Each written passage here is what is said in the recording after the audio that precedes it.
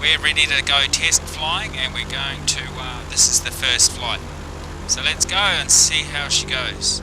Didn't crash his plane. Caution, terrain. Be more videos. Terrain.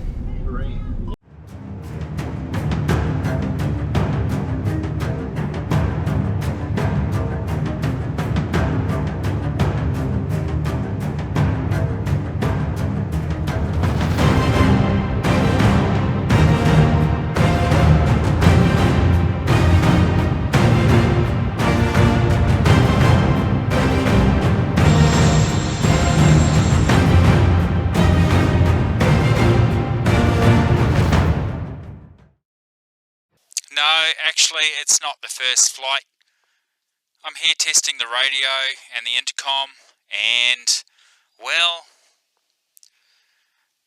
you would have known that if you were subscribed and keeping up with the series, and if this is the first time you've seen this, go back and watch the other videos and catch up, and soon we'll have the parts to rebuild and put Sparkles back together so that we can fly again, and that maiden flight will be coming in the near future. Doesn't look like it at the moment, but we are making a lot of steps forward. Everything's starting to come together, everything's being tested to make sure it works properly, and it won't be long before we'll be back in the air with Sparkles. So we're going to do a radio check right now. We're going to see if anyone can hear the transmission, and we'll get a response. Let's see how that goes. Harvey Bay traffic, microlight 6340, radio check please. Nothing. We're not transmitting. Harvey Bay traffic, microlight 6340, radio check please.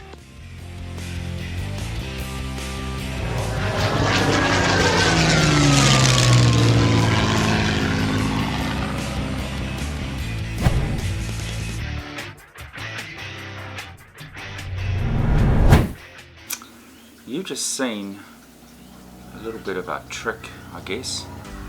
Have you subscribed? Here's the reasons to subscribe.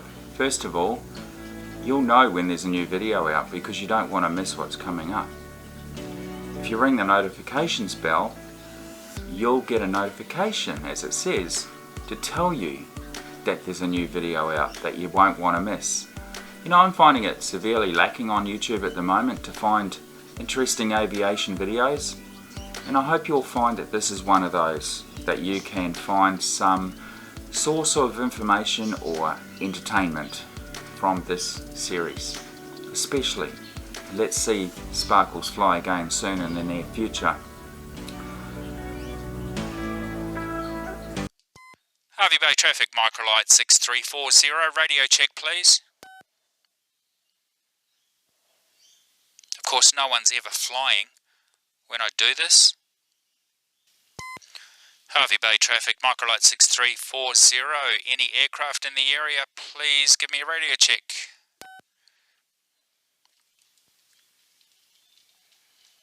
And there you go, no one can hear me. As you saw, I've connected the intercom and radio, and I'm currently trying to test to see if it's working properly. It's the first time it's been connected since the incident. So there's nobody's flying, no one's hearing me, I'm in a tin shed. We did check this before and it did seem to be transmitting to a two-way radio, a handheld, my own. It's working, as you can hear. So we'll try it another day, another time. That's a bit disappointing. I was hoping to get something, a first transmission out there.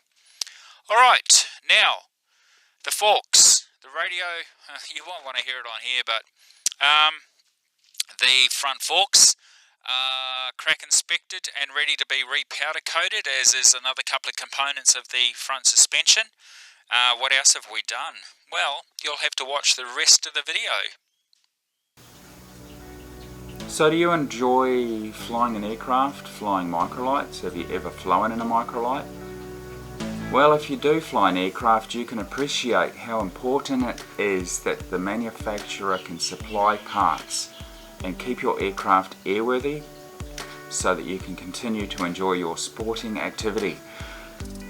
I am so dependent on the factory at the moment to supply these parts, because without doing that I may never be able to fly again unless I go and buy another aircraft, whether it be used, whether it be brand new, but that's so expensive, and with shipping around the world at the moment the way it is, that's a very big unknown quantity, isn't it? So let's support our manufacturers and support the factories so that we can continue to enjoy our activities in aviation. I recently had another appointment with the physio. They've now discharged me. I will continue on with some shoulder exercises and we'll see how that goes. Has anyone else had this issue before with what's called bursitis? So there's pain in the shoulder, and I believe, I think it might be difficult to fly in turbulence because of the disruption and the energy, the strength needed, and overcoming the associated pain. Is it going to be a problem? I hope not, because we need to be able to get back in the air sometime soon. I also had a phone call from my instructor down at Noosa, and it was about something else, but I also asked him at the same time, took the opportunity just to say, hey, what are the chances we can get some retraining done? So now he's aware that I'm looking to do that soon and get my confidence back so that I can then fly my aircraft in the very near future. I really don't believe once I've got the parts it's going to take all that long to put my microlight back together, so get ready for this because it's coming soon. And when those parts do arrive, all of a sudden it's all hands on deck. It's going to be flat out, there's going to be so much to do, where do you start? So I've created a list now. I've actually made some sort of a progressive, sequential, logical list of the things I should do in that order, and I should do that thing, each part of it, until it's completed before I move on to the next part. Because otherwise I can see myself jumping all over the place, and I don't want to do that. That would not be efficient. The front forks have now been tested and inspected and are now going into the powder coaters for a fresh coat to look brand new again, because there was some flaking going on and a little bit of corrosion there. So they've been checked out and now they'll be like new. We'll see that soon. The gearbox was removed, and I won't be showing you the actual gearbox removal, but there was also a couple other things done, and one of those was to check the crankshaft phasing inspection. Let's have a look at that now. So apparently when you have a propeller strike, such as I did, no matter how minor it is, you have to do a minimum two things. One is get the gearbox checked out professionally and properly, which will mean that they'll do a standard bearing, seal, crack test, replacement, whatever. And that means the gearbox is now fully recertified, airworthy, good to go, as long as they don't find any major issues. Then the other thing you're supposed to do is, you don't have to pull the engine to pieces. Before I get the gearbox checked, I'm going to do the other step first, and that is to check the crankshaft phasing, which it's a 4-cylinder, so each crank lobe, if you want to call it that, each crank phase should be exactly 90 degrees apart. And what you do to do that is you put a bolt in a cylinder and you rotate the crankshaft to a point. You put a what is it called, a degree wheel, I think it's called, on the crankshaft, and you rotate the crankshaft until that's on 0. Then you put the bolt into the next cylinder that comes up to TDC, top dead center, and then you rotate the crankshaft without moving the degree wheel. And when you've done that, the hopefully the pointer points at the next 90 degrees. If it's 1-2 degrees out, there's an issue with the crankshaft. You do it for all 4 cylinders, and then you assess it after that. If it's too far out, the engine needs to be stripped. If it's within specification, then I can get the gearbox checked, because the gearbox is going to need a little bit of cash to get it sorted out. But I'd rather have it sorted out properly and know that it was working correctly than not, because later on down the track, if there's any issues, or I may go to sell the aircraft or the engine, I'd rather be able to show to the new buyer that this has been done, that yeah, it was in a crash, but everything's been checked down, it's okay. So let's do some of this. I'll show you where the bolt goes first. So there's a bolt, That's my bolt. I've been creating today, so there's that. I've also made one of these.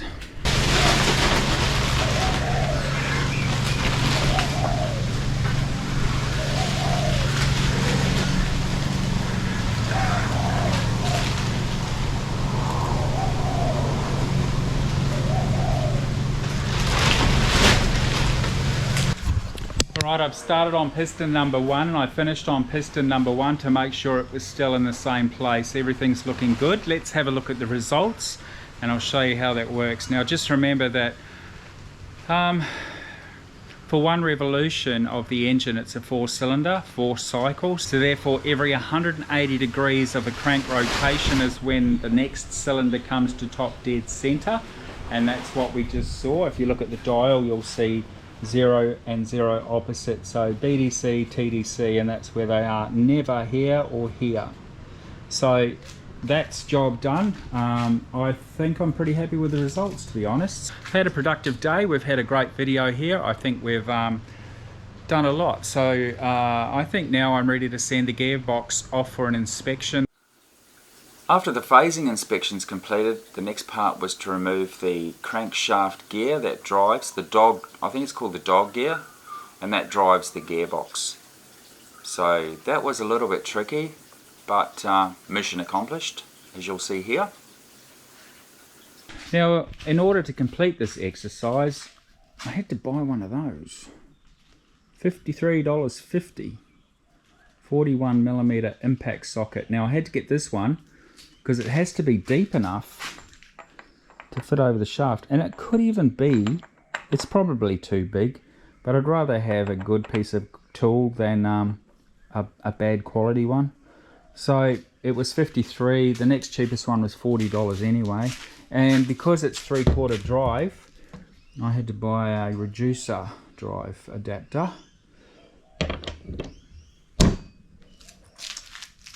And there's my heat gun, because we're going to use the heat gun to hopefully heat the nut and undo the Loctite. Let's see how it goes. A little side note, just for your viewing pleasure, I have created a new camera tripod mounting system just for this part of the video series.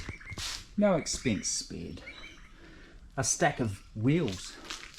So we will put the tripod here-ish. To remove the wires so that I don't burn them, I've got to remove this cable tie, cable tie, cable tie, and those can unplug.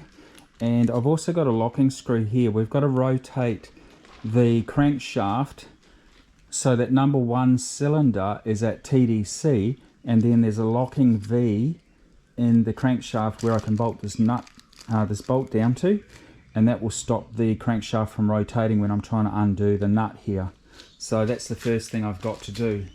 And to find TDC, I've got the spark plugs out at the moment. You just rotate the crank and feel the compression and until it stops and starts to suck, I suppose, but that's what we do.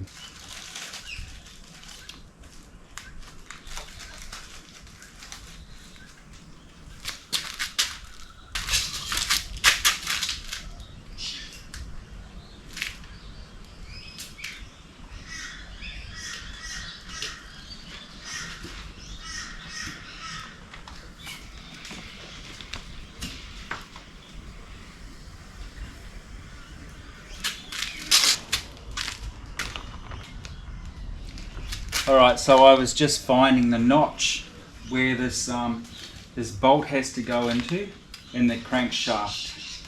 So now we can lock that down. Then I have to impact whack it. I want to whack it.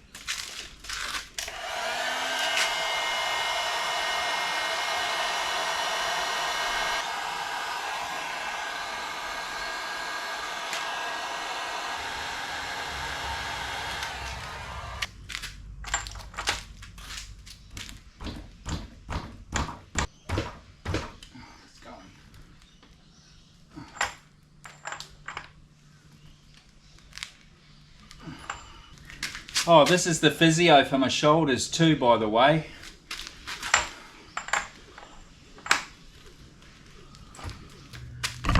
Oh, well, that's a relief, isn't it? We got it off, so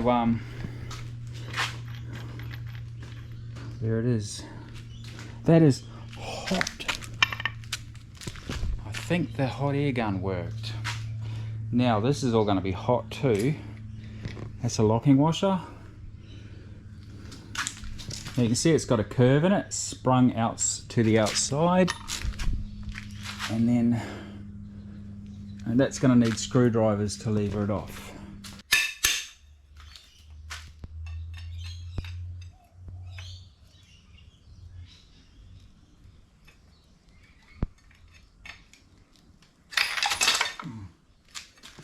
Catch. Once we had everything off the engine, we took it down to Caloundra to a company there, and they will inspect and rebuild and zero time the gearbox, and they'll also be doing crack tests like x-rays and different things, whatever they do, NDT, something like that. Anyway, so non-destructive. So yeah, everything will be checked out and it'll be back to brand new pretty much. Once we get the gearbox back, we'll be able to put that back on along with its associated gear. That little dog drive gear that goes on the crankshaft, that is actually, it has the same part number as the bigger gear that's in the gearbox. Those two items are actually considered by Rotax as one part because they are together for life. If you change one, you have to change both, and that's because of the wear characteristics during use. And if you mismatch them with another one, you'll probably end up with some big problems down the track because the wear will now become, you know, it won't be uniform, and it will wear things out a lot quicker. So here's our trip down to Caloundra, and just back down those flooded roads and across a flooded bridge in Maryborough that was flooded, and on to the factory for the maintenance services.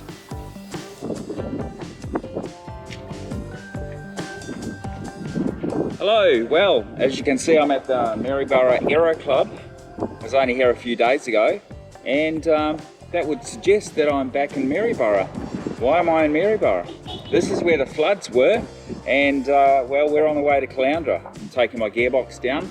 Here's my ride now. Better get going. See you down there. Oh, and on the transportation propeller.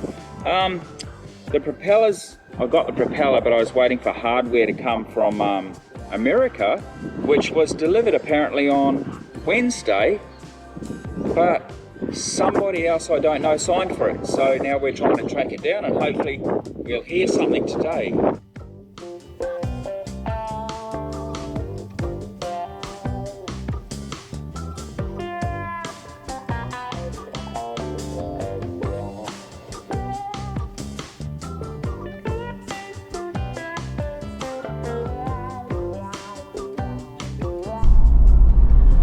Barriers are back up. Can't really see any damage now. It's like nothing really happened almost.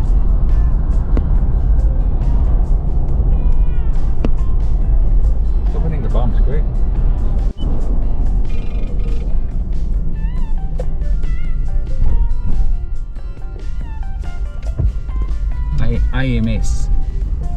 AMS number 16.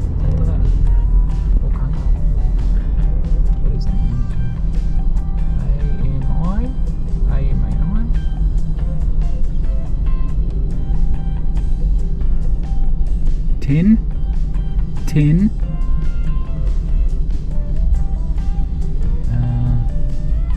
Red propeller. ACA. AMS. We're here.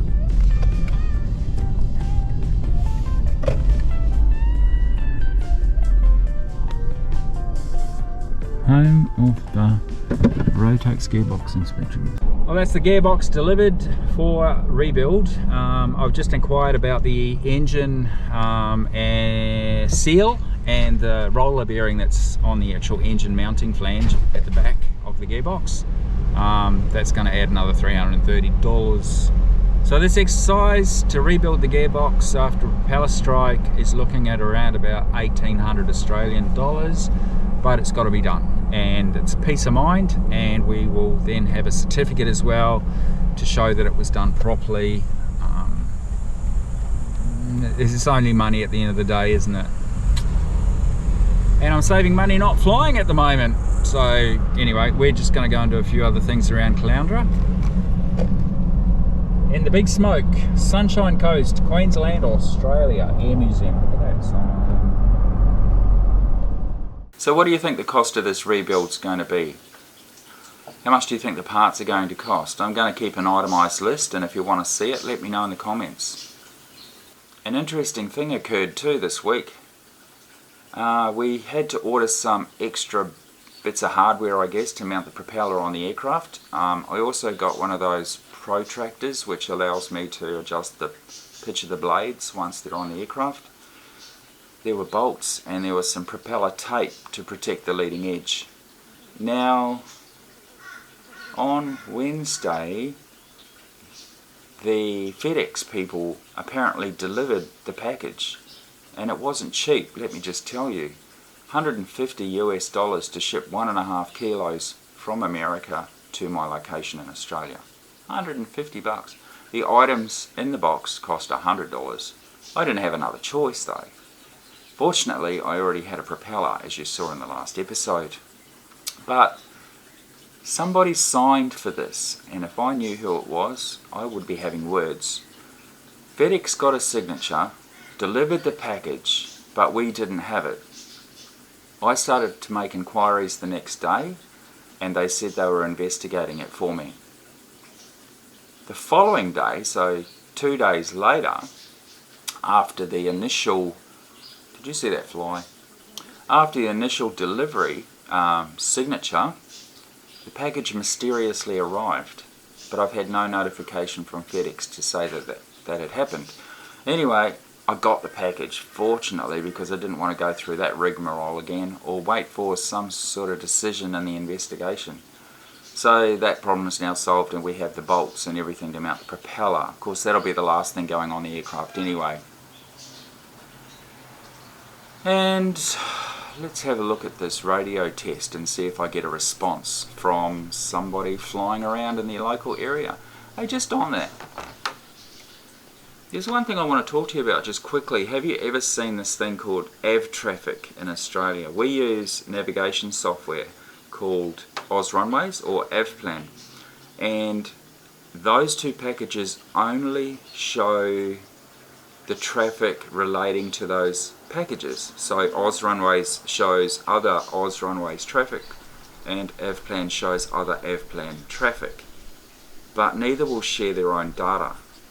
There is a little bit of a way around it, and that is you can use this package called AvTraffic, which is just another app. It's only, I think, available on iOS devices, and if you set that up correctly, then OzRunways or AvPlan will then be able to see ADS-B traffic, but not each other's competitive traffic, which is a shame.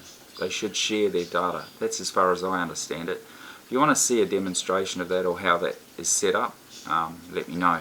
I've also been able to set up a shortcut, as it's called, on the iOS device I use, an iPad, and that allows both to open at once, and then also opens an email dialogue where I can just type in a little bit of an extra message and it will automatically send it to a few people as if it was my search and rescue message to say I'm flying now, I'm going to such and such. And I can include an attachment of the map to show where I'm going to as well. That was just a little side note you might be interested in seeing. Have a look for it, AvTraffic, AvTraffic. All traffic this frequency, microlight 6340, request radio check please. Don't you give me 6430. Are you still in the shed? You better come inside, your dinner's on the table.